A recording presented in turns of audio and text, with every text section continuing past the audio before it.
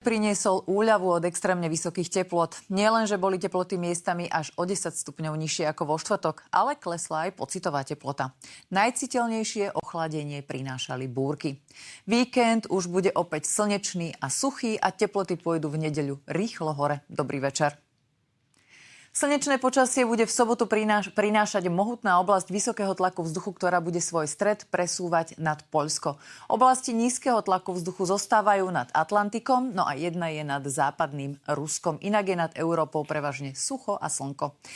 Zajtrajšie teploty zostanú podobné tým dnešným. Zatiaľ sa našťastie výrazne neoteplí. Popoludní sa budú teploty pohybovať od 22 do 29, na juhu do 32 stupňov.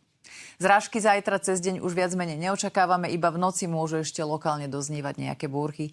Fúkať bude prevažne severný vietor do 30 v nárazoch, ojedinele do 45 km za hodinu.